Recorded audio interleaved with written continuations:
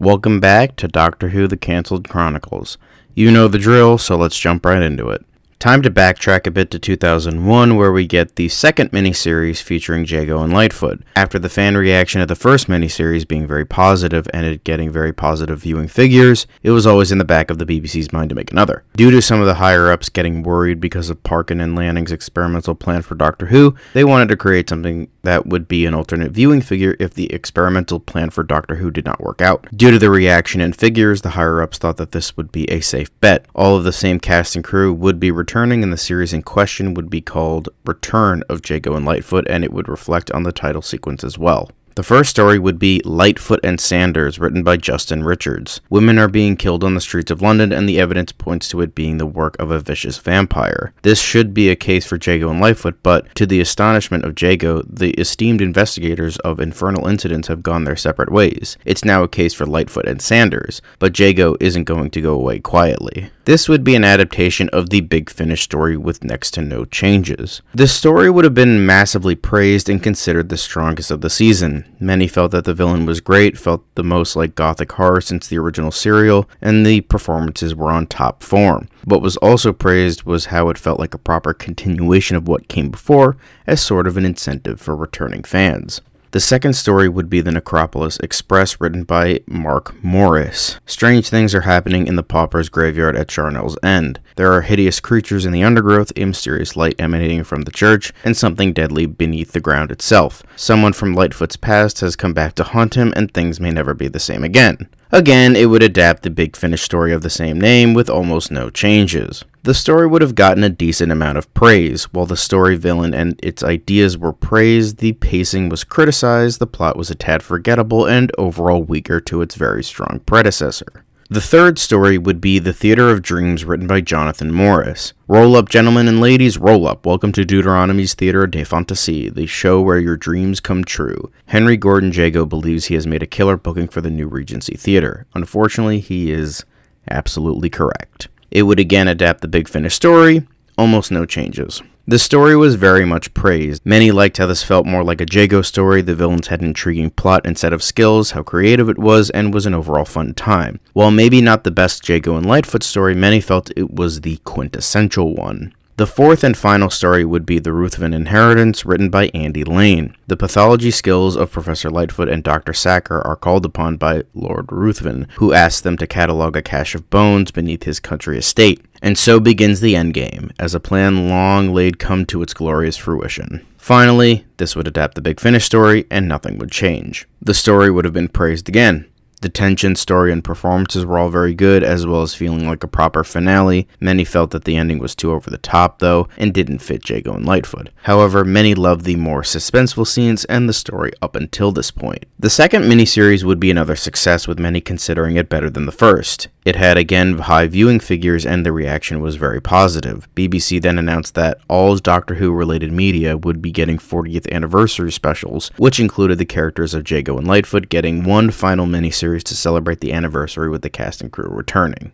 Now on to Unit. Series 5, not initially planned by the BBC, was a last-minute renewal and left them with a Herculean task, finding a new cast. Gary Russell, in charge of Unit for Series 5, succeeded in this task. 5 new actors were hired: Natasha Little as Evelyn Ingram, Nikki Amuka Bird as Victoria McElroy, Bern Gorman as Jeff Difford, John Hanna as Tom Peterson, and Patterson Joseph as Leon Broderick. Gary Russell was a man somewhat obsessed with continuity and disapproved of the numerous continuity errors surrounding Unit, so he made it his goal to resolve them at all costs. This in turn led to him bringing back a former member of Unit, Caroline John as Liz Shaw, now working as a freelance investigator and lecturer at Cambridge. 5 other actors, Henry Cavill, Michael Obiora, Jonathan Rhys-Meyers, and Kevin Bishop, were also hired for a 2-episode recurring role in episodes 2 and 4. The first story is United We Stand, Divided We Fall, written by Jason Arnop. Episode 1 is a slower episode to start the season with. The remaining members of Unit, owner Casper Kremlin, Kent Withers, and Jonathan Hooper, are being interviewed. Unit is in the process of being suspended due to being too expensive to reasonably fight to keep going. Casper Kremlin sat at a desk with an interviewer off-screen. Opposite him laments that the Prime Minister has already had reason to reinstate UNIT since a Cyberman invasion force arrived through a portal, destroyed half of the House of Commons, murdered dozens of politicians, and then vanished back through the same portal due to some unseen force. The interviewer asks about the minister. "You never met him?" asks Casper Kremlin, sarcastically raising an eyebrow. "Lucky you. Horrible man. Wore a lot of black. Dead as a dodo now." We cut to Hooper, sitting at the same table, evidently on a different day. The same interviewer in front of him. The interviewer asks about the Victorian mission. Hooper explains what happened and how Bombera and the others had to stay behind. We cut again, this time to another day, and Lethbridge Stewart is sitting at a table. The interviewer asks him what he personally, as a veteran of UNIT, thinks stopped the Cybermen. Lethbridge Stewart raises an eyebrow. "I could not tell you." "Make an educated guess, then." "An educated guess?" questions Lethbridge Stewart. "Knowing my age and with the experiences I've had, I can guess quite easily. It was a very old friend of mine. I would stake my life on it." "And what does that mean?" asks the interviewer. Lethbridge Stewart merely smiles knowingly. "A woman now, I hear. I look forward to reuniting with her one day." We cut to the interviewer, talking to Withers. "UNIT will continue," says the interviewer. "The Prime Minister has decided that at least it will in one form or another." "In one form or another," repeats Withers. "I'm not sure I like the sound of that." A few weeks later, Casper stands in UNIT, which has moved location to a large tower block in the center of London, and speaks to Withers and Hooper. UNIT's funding has been re-established, he informs them. "I detect a but in there," comments Withers. "But," continues Casper, "the Prime Minister has insisted on appointing the new members of UNIT himself. Do try and make them feel welcome." The double doors swing open, revealing the new staff members: Captain Evelyn Ingram, who was once in the police force, Sergeant Victoria McElroy, Corporal Jeff Difford, Staff Sergeant Tom Peterson, and Corporal Leon Broderick. With this, the episode ends. The story would have received mixed reception. Much like with many of the other opening episodes of every series of UNIT, many commented on the slowness and lack of a story to bring everyone up to speed. Many joked that it was almost a UNIT tradition that the first episode of every series wasn't very good and or had to introduce new characters and showcase the slowness. The second story is The Devil of Winterborn, written by Mark Gatiss. For Liz Shaw, it has been over 30 years since she was last involved with aliens and demons and all manner of space thuggery such as that she saw at UNIT. That for her is all about to change. Now a private investigator, in her free time, she is called into a murder by an old friend, D.I. Burke. Arriving at the murder scene, Liz is greeted fondly by the SOCO officer, scene of the crime officer, who directs her to the scene of the crime. A murdered body is before them. But that isn't why Burke called her in. An old friend of hers, a tall man with a large nose who vanished off the face of the earth, informed them that the murder of a dog nearby was more to Liz's standing, which she confirms when she sees the body. A satanic ritual has been performed with the dog's remains. Burke suggests checking out the nearby school, Winterborn, for the murdered body and dog are the headmaster and his pet, who until 6 months ago used to reside at the school. Liz agrees and visits the school. The new headmaster, Gavin Purcell, is terribly unhelpful to her, providing little information beyond the fact that he has been head for the last 6 months since Whitaker, the dead headmaster, left the position, and that the governors of the school were training him to take over when he did. Returning to Burke, Liz is informed that she is to report imminently to London. Arriving in an office in London, Liz finds herself sitting before a tall, frightening-looking woman, Evelyn Ingram, who is furious that a civilian is investigating murder. That is the job of UNIT, after all, and Liz is to be arrested for her interference. It is only a visitor that changes Evelyn's mind. Lethbridge Stewart arrives, pushing his way into Evelyn's office and defends Liz. She was a former member of UNIT some years ago, and so cannot truthfully be considered a civilian. Reluctantly, Evelyn is forced to allow Liz to continue. At Winterborn, two boys are playing football. Billy Edwards, returning from season 1 and 2, now portrayed by Henry Cavill, and Luke Pendrell, portrayed by Michael Obiora. The twosome discuss how long it is before they're able to leave the school, with Luke lamenting that he's on his best behavior, he'll be out of here in a week. A third boy, George, Billy's brother, runs in,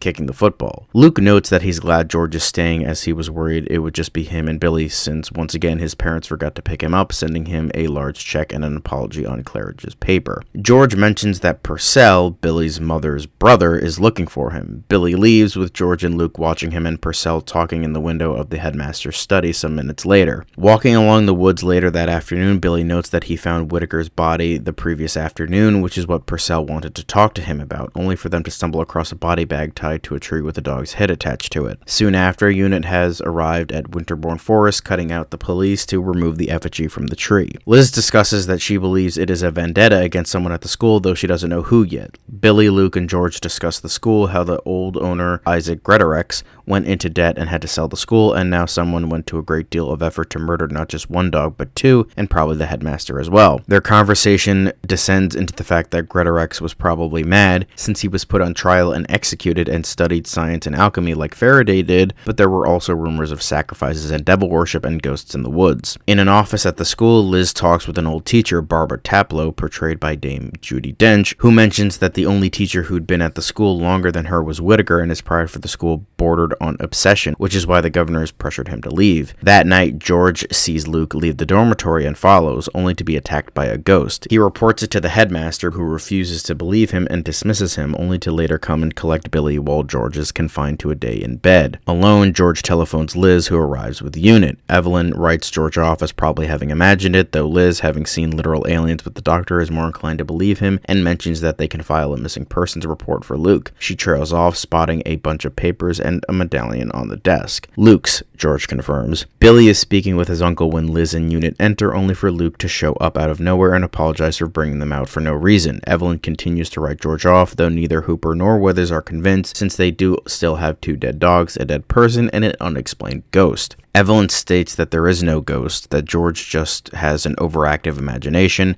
and the dead body was a botched mugging, before inquiring as to why Hooper and Withers have come when she was sent specifically. Withers declares that his son William attends the school in his first year. He and Hooper are here on a visit. Liz suddenly shudders, declaring that someone just walked over her grave. In the dormitory, Luke and Billy are talking about Luke's upcoming birthday party. The next morning, Billy and George walk into the dormitory with a cake, only to find that Billy's uncle is standing over Luke, who's been strangled. George screams and drops the cake, which splatters over the floor. At Unit, Hooper is examining the dead body of Luke. He notes to the rest of Unit that Luke was definitely strangled, but that something strange is on the body. He lifts up the arm, revealing a straw-shaped hole in the armpit. Someone has tried to cut into him with a sharp blade, slightly rusty, that's bent to the left. Evelyn and the new recruits wonder why anyone would do that, only for Withers to have the answer. If you stick a catheter in there, you'd have direct access to the blood supply from the heart. Evelyn asks if the injuries are the same as those on the dogs, to which Hooper assures her they're not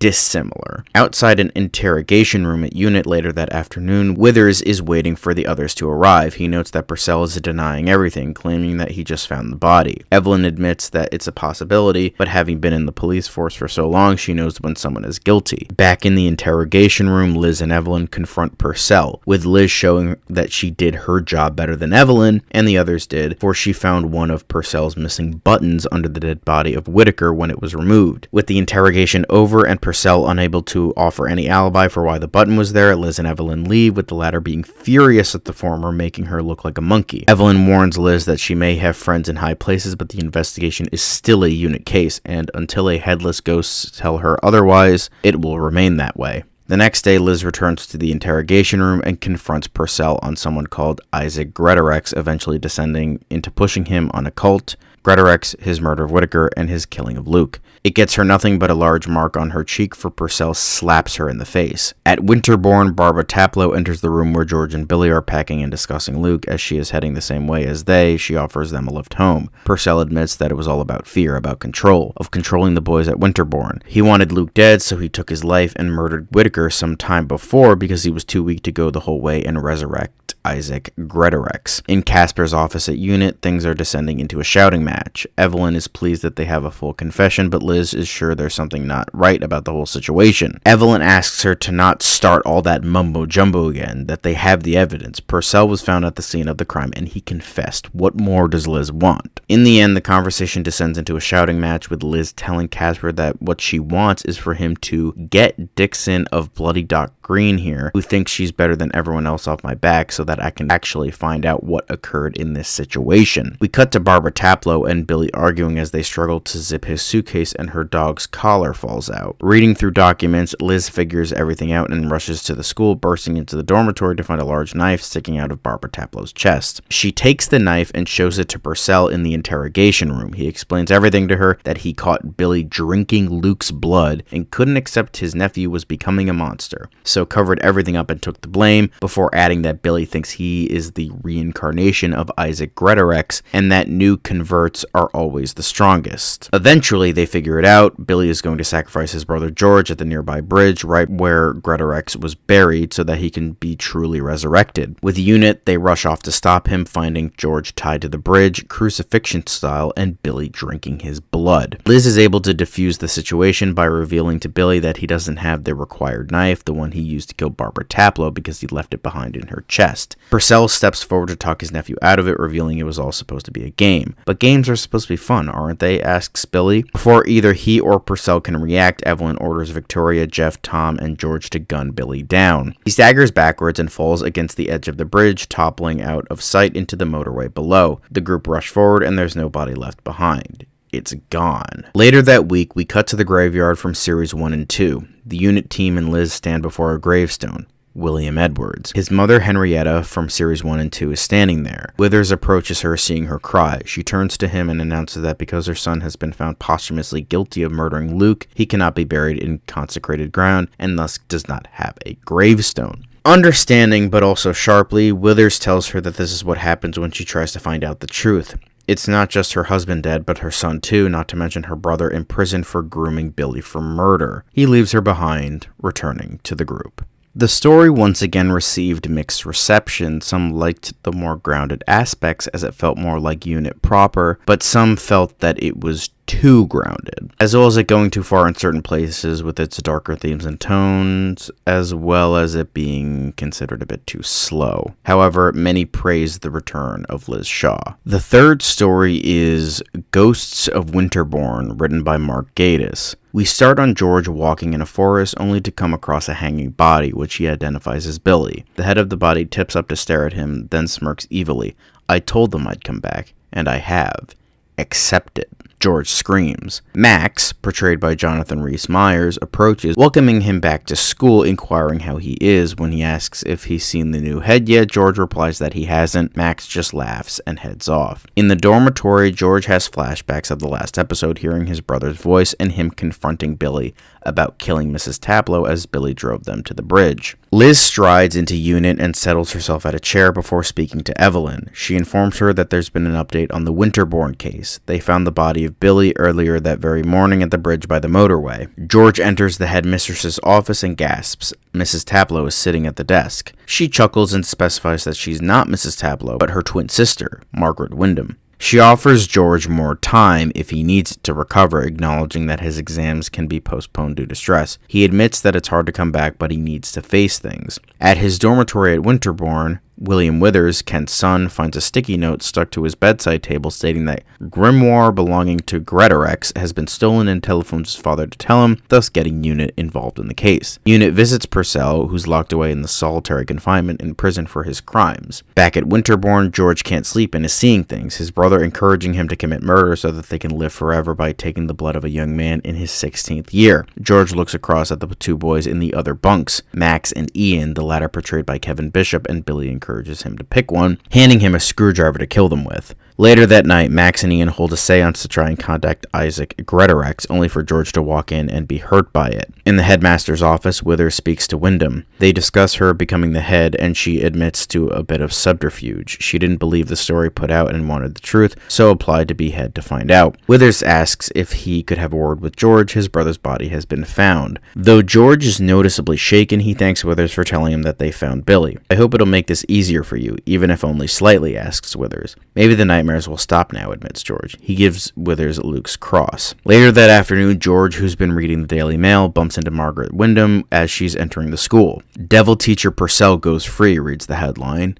Meanwhile, Withers gives William the cross to wear. Max and Ian sit together discussing Purcell, only for George to join them. The conversation turns to Purcell, and George and Max leave. Once they are in the attic searching for Greatorex's ghost, George knocks Max out with a suitcase and pulls a knife out from inside a drawer in an old desk. He turns, Billy, evidently a ghost, nods at him, and plunges the knife into Max's stomach. Meanwhile, William screams, clutching at his neck as the cross begins to choke him. Liz and Withers dive to pull it off of him. In the attic, Purcell, who's been released, bursts in on George, licking the blood off of Max's dead body. Max's body is removed. Liz flashes her ID, Withers flashes his, and they're allowed access. Max Rosenberg, Hooper informs them as they arrive, restrained and tied to the rafters. A gruesome way to go, assuming he wasn't already dead. Time of death between 2 and 3. That was when they were last seen. Liz visits Wyndham, who admits she has Gretorex's book and states that the book is Greatorex, as it was made from his skin. Withers visits Purcell, who's now back in prison after being found at the scene of the body, and convinces him to help stop Greatorex. Purcell is returned to Winterbourne with Withers under a police escort. He draws a star on the floor and informs the group they're safe inside it. He lights 2 candles on the candelabra on the shrine nearby, and they say the spell in Gretorex's book, which summons him in the form of George. A blood-stained Billy emerges from behind him, and both gesture for the book. Purcell fights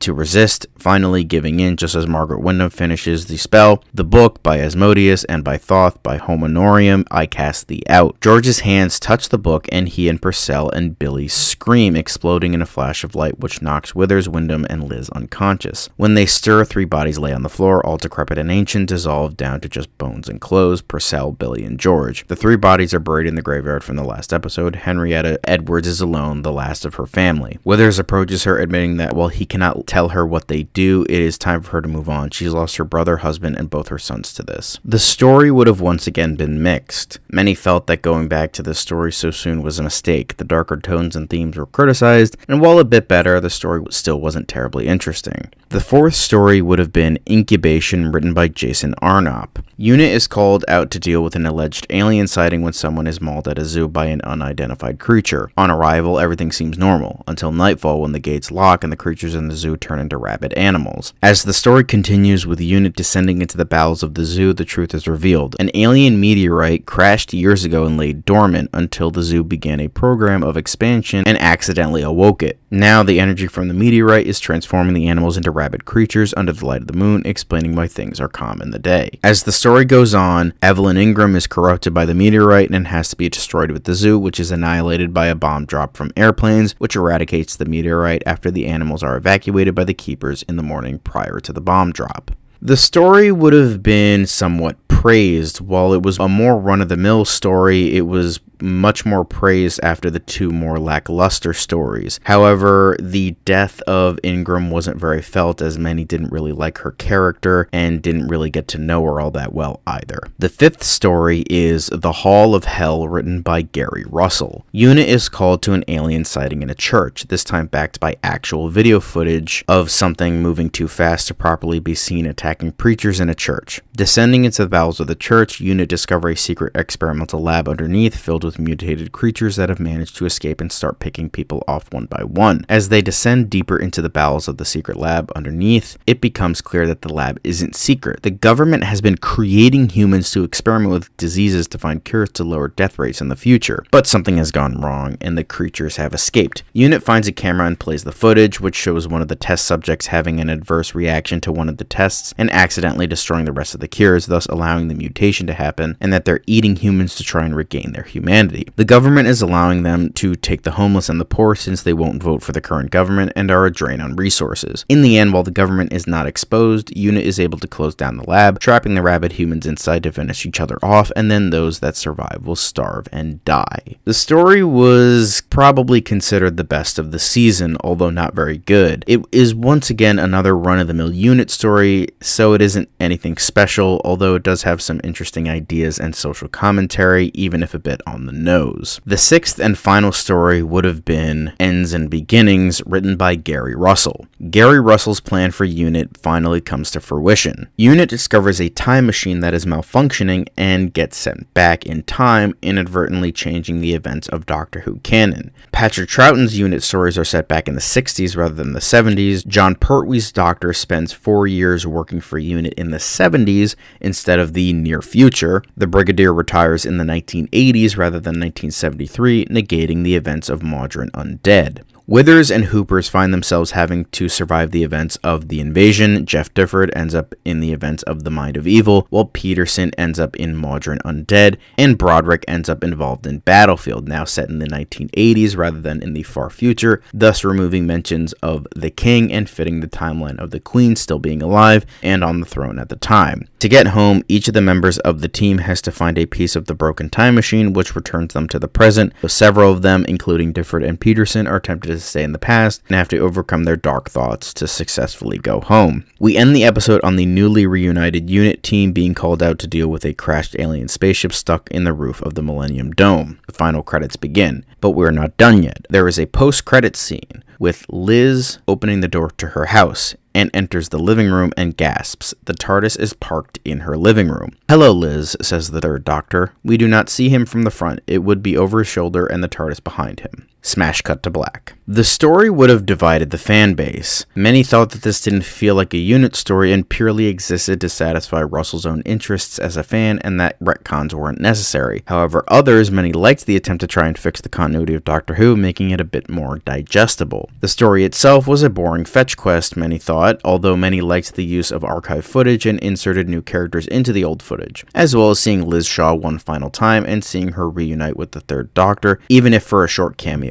with a body double. Series 5 of Unit was considered the weakest of the bunch. The stories were either mediocre or generic at best, some were too dark while others were too ridiculous, as well as the final episode existing to satisfy the producer's own personal qualms with the original series, as well as the ratings going dramatically down after the first episode. It was then decided that Series 6 would not be commissioned, but the BBC still had something planned for fans. The BBC wanted to still celebrate the 40th anniversary of Doctor Who, so a standalone special was commissioned instead of a Series 6. They were inspired by the events of Ends and Beginnings, where the cast goes back in time and interacts with past characters. They commissioned David Bishop to do a story that included these prerequisites, with this to fully take advantage of the 40th anniversary as well as the 35th anniversary of the invention of Unit in the invasion. He came up with a story where the setting featured would be during the 70s and intertwine real-time events with the assassination of JFK in 1963 and pose itself as a real documentary. It would be a 2-hour television film with Nicholas Briggs coming back as he was the best showrunner of the series and the BBC needed his help to end the series properly. The special would be Who Killed Kennedy, written by David Bishop. The shocking secret linking a Time Lord and a president. President John F. Kennedy was assassinated in Dallas, Texas on November 22, 1963. Now, the premiere of this special reveals frightening new information about the assassination, the real reasons why the President of the United States had to die, and an incredible plan to save the man known as JFK. These stunning revelations involve an ultra-secret military force disguised as a minor offshoot of the United Nations, and an international terrorist leader who has twice brought the world to the brink of nuclear conflict. For more than 3 decades, the public has been fed lies, half-truths, and misinformation. Now, despite government attempts to halt the premiere of this special, the complete shocking story can be told. Watch the special they tried to ban. Normally, I would say this would adapt the story and move on, but considering that this is a big special, I wanted to be a little bit more specific. Due to the fact that there is a lot to this book, obviously being a fucking book, I did want to trim down the proper aspects.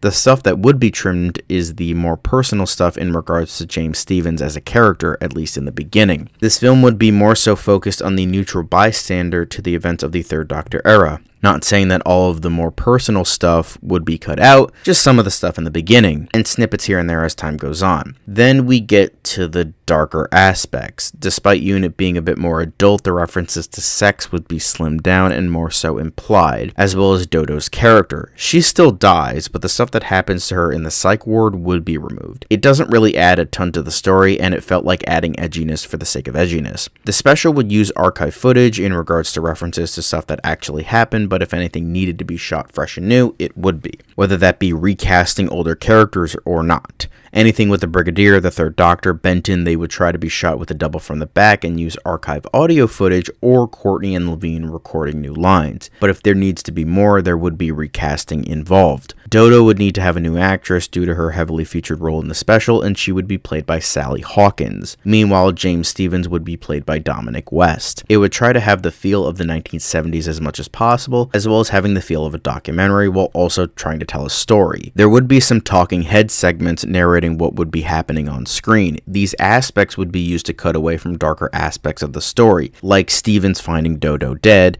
and the such, to get around censors. Also, due to the time, the 20th anniversary special ending would not be added here. It would end with the original ending, and all the epilogue would take place in the present day, which would be 2003. For the most part, though, the rough idea of the special would stay the same. The special would have received a lot of praise, mainly with how the archival footage was used, similar to the series finale of UNIT, as well as showcasing the events of UNIT and the Third Doctor era through the eyes of a neutral party. West and Hawkins were praised heavily, even if some didn't like how Dodo was unceremoniously killed off screen, but it was still considered a success. The 40th anniversary special was considered the proper ending to UNIT, despite the fact that it didn't feature any of the characters or storylines. The BBC did consider doing another season after this, but decided to devote time and energy to their new Doctor Who spinoff, which I will talk about next time. So, that concludes the first ever proper spinoff to Doctor Who, UNIT, ending it with more of a celebratory special rather than seeing our characters yet again and further beating the dead horse. But see you next month with another video.